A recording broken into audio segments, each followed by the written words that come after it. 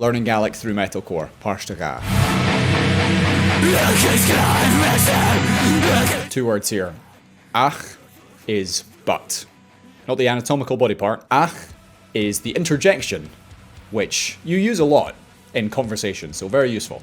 The second word is misha, often shortened to me, and that is I, myself. So hami ski, I'm tired.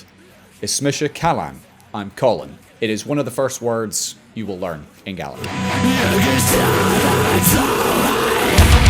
Talking of common words, agus is and, which I believe is the same in both Gaelic and Irish. Agus, sometimes shortened to is in everyday conversation and in text speak. It's easier. Whilst I'm here, the song is called Salm, which has that little helping vowel in between the L and the M, Salm, which means psalm, as in a biblical psalm.